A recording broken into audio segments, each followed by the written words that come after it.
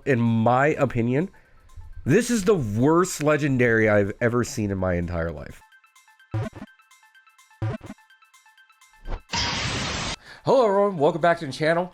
Today is Lorcana Sunday, but it's not just any Lorcana Sunday.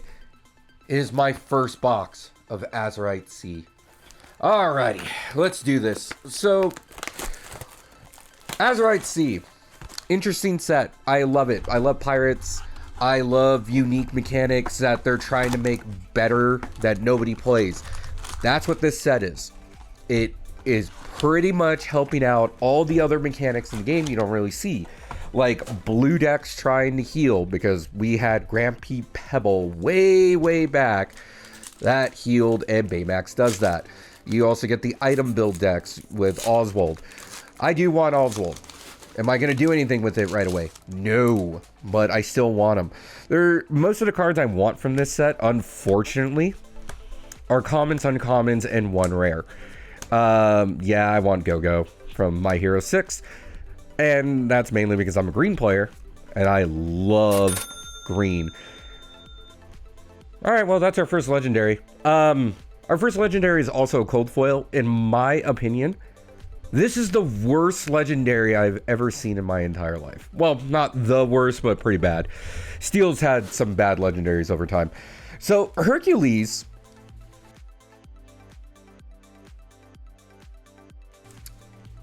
6 ink, uninkable, ward. Pay 3, deal 1 damage to a damaged character. Why? Why would you make a card that almost does nothing? Like, and it's a legendary too. It quests for 2, sure. But my word, it basically does nothing. You are paying so much ink to just inflict 1 damage. Ooh, we got a double hit in this one. We got a Minnie Mouse. Lilo's really cool. And then a Nick. But you're paying 3 ink to deal 1 damage. You could just play Steel and play a card called Smash, which does the same exact thing. And on top of that, it's inkable. Like, this thing being uninkable is god-awful. This thing's a 6/3. Its body is trash. It's going to literally die to a stiff breeze. Granted, it has ward. It can't be targeted by cards like the Smash I just talked about. But still, it's not going to do a lot. It might get some value on a revenge kill, and maybe you're willing to spend like 6 mana to deal 2 to a damage character. No, it's just bad. Ugh. The Hades is also really bad in this set too, but like they introduced Hercules and Hades in the same reveal, and I was just like, oh my god, why do these two suck? Granted, green's gotten a lot of really good legendaries over the last couple sets, so maybe that's why they're like, okay, we're just gonna make a really bad legendary for green, and that's what we got. Red also has been getting trash cards over the last couple sets, just because Ruby Am is amazing and that deck just refuses to die. And to be honest, Ruby Am's probably getting better in this set. Somehow, some way. Probably because of the 1-drop purple Diablo. But still, like, so sad. A lot of people also think the Yuzma is going to be really good for some reason. I look at her, she's good in hyper aggro. That's how I treat her. She's going to draw some cards in hyper aggro. Mr. Smee, ooh, Chippendales, cold foil rare. Like, she's gonna draw some cards at hyper aggro and then immediately die, because if your opponent leaves that up, playing against hyper aggro, it's gonna generate way too many cards, which generates way too much lore. It has to die instantly. So even if they have a chance of killing something like Daisy Duck or something that generates 2 lore, they're going to choose Yuzma over that. Now, the only other card that they would ever choose over her, yes, Diablo, I want more, yes, Basil, I want more, is probably Tiana, which is a phenomenal, wow, that is so dark, a phenomenal legendary from Yellow. I think Yellow easily got the best legendaries on this set, and to be perfectly honest, Yellow's probably the worst color in the game. So Yellow needs all the help they can get. But both, well, one's hyper aggro for sure. The other is like, I'm gonna kind of help out every deck, but at the same time, I'm just meh.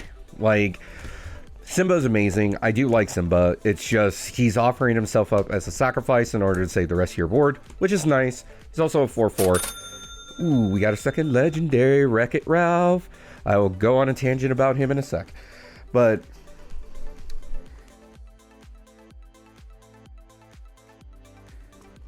yeah, with Simba sacrificing himself, he dies to a fox. He dies to a lot of like 4-power creatures. Well, I mean, obviously he would. You're trading, but still, like, as a 5-mana 4/4, I guess saving your board is worth it. Like, I'm not going to deny that. Ooh. And then Wreck-It Ralph, very interesting legendary. Does it whenever he quests, you can eat up an item or location. Yep. And doesn't matter if it's eat up your opponent's or yours, you're gaining 2 lore. That's actually really interesting, considering most of them where you have a choice between yours and them. Whatever you eat up, that player gets the 2 lore. This one, no. So you can gain like 5 lore in a turn. Granted, it is a 6-drop. It is uninkable. It's kind of hard to play. But odds are you're playing it in blue. Blue doesn't really care about the inkable count so long as it's, you know, above 30. And yeah. So our left side is already done. 2 legendaries, 1 cold foil, no enchanted. That's where I tend to pull my enchanteds on the left side. Am I gonna go 4 boxes again in a case and then see my enchanted? It's probably gonna be one of the last packs too that I open, just for good measures to torment me. Man, this first box, I'm seeing so many cards I get to talk about so much. I love new sets. I love talking about them. I love throwing out my thoughts. Yes, kind of a narcissist. I love hearing my own voice. So with that, ooh, this is like one of the best uncommons I think in the set, besides maybe Basil. Being able to go and play like Tipo, get the ink, then have Tipo sing something like Sudden Chill, because I think this would be played in green, blue personally, but having it play like Sudden Chill or even One Jump Ahead, and then playing Plaxley, if I remember correctly. I've always been terrible with the name. I've always called him Plax. You're just generating so much ink. It's so insane how much ink you generate like that. I mean, what? Tipo drops, brings you up to 3, then you're playing 1 to 4, and then he drops and moves your Tipo into the ink well. Assuming your Tipo saying like 1 jump ahead, you have 6 ink. Granted, all of them are exerted on turn, all but 1 is exerted on turn 3.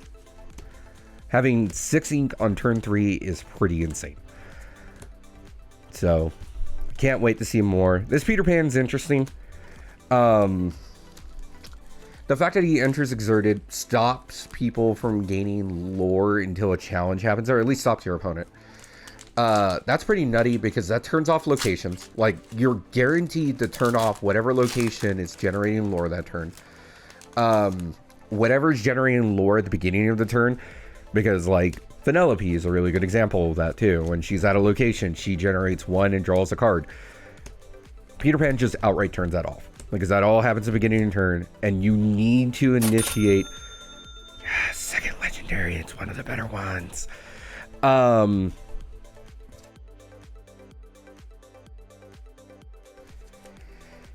You need to do a combat in order to be able to generate it. So if you somehow get Peter Pan, your opponent has an empty board, and they can't do combat very easily. They play Goat, White Rose, Thirst for Knowledge, or Arcane Knowledge. That's stupid, unequal 2-drop purple card. You're stopping it. Hell, you're stopping like Thievery. You're stopping so many other cards. So that Peter Pan feels really good. Now that Tiana. Oh, that Tiana scares me. Oh, cool. Ew.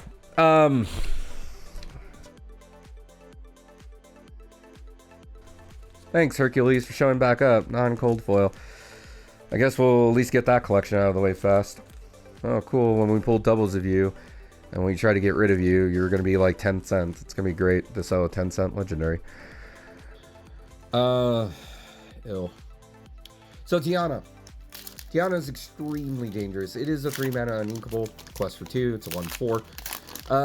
So its body is kind of whatever. It does die to Brawl, to be fair. If she drops down in turn 3, and then you are able to quest with her or somehow exert her, she makes it so that your opponent has to pay 3 ink to not have their attack reduced by 3. So that Tiana, utterly terrifying. It's going to make hyper aggro even more frustrating to deal with. I'm pretty sure red and steel are going to start seeing... I mean, red and steel already see a lot of play, but certain removals are going to come back. Like, Along Came Zeus is a weird removal. It's really good. It was slowly rotating out. The reason being is because there wasn't a lot of I need to kill targets on turn 4, and there's just better cards. Tiana is going to force I need to kill on turn 4. And yeah, that's... I love the Tiana. It's so amazing. But once she is defeated, then you could do things like normal and clear up the rest of the board. It is hyper aggro. Your opponent probably has Jack for defense, Jack for attack back. It's just the fact that I have to pay 3 just for my Fox to hit normal is incredibly frustrating. I do love green purple. It is easily my favorite colored combination in this game. And it's just thinking about it where I'm going to have to set up a crab to play Fox to then be able to actually defeat her is annoying.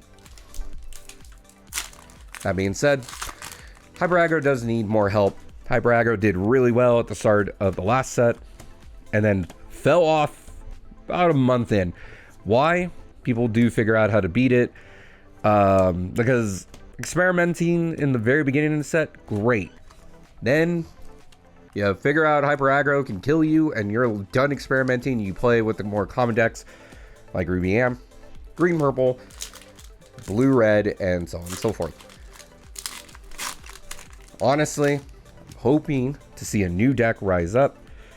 Mainly because I don't mind playing against Ruby Am. I actually find it a lot of fun to play against Ruby Am. However, once you figure out exactly which build of Ruby Am you're dealing with, double hit and not a legendary. It's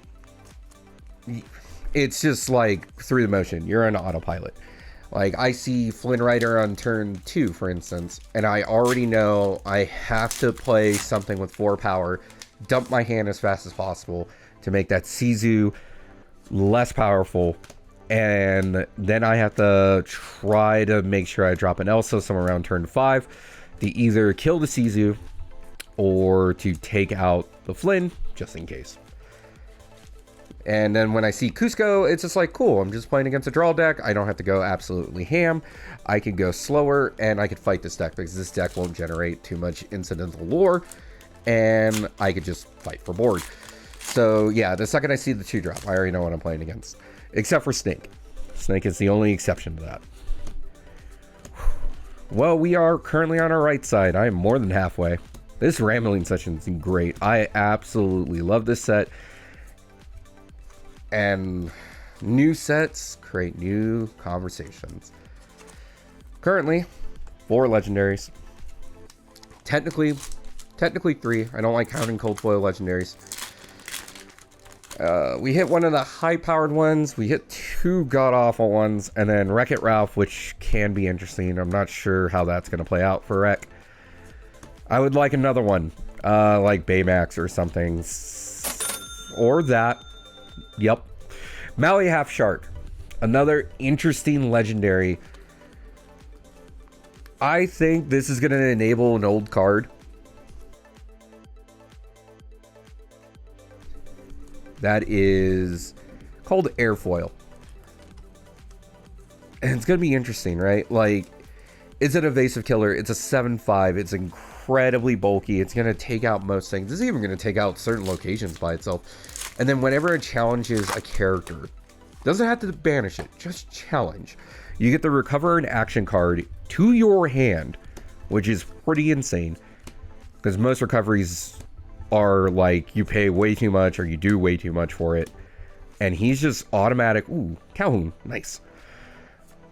And then you gain a lore every time you play an action card. Airfoil wants you to play 2 action cards, and then you draw a card. And there's a green location that says every second action card you play per turn, gain 3 lore. All this is just going to make some kind of weird action deck. This is going to be awesome. I can't wait to play test that. With our last pack, let's do this. Let's see if my first box will give me an enchanted, or more than likely I'm going to be waiting 4 boxes. Gadget, I won't give in. The White Rose, Dotson, Mike Roxy, I know I'm terrible with names. Twinfire, Prepare Your Bot, Tuk Tuk, Kakamora, a rare genie, Mickey Mouse, and then the terrible name, just because I could already tell that this is going to be a fun set for me.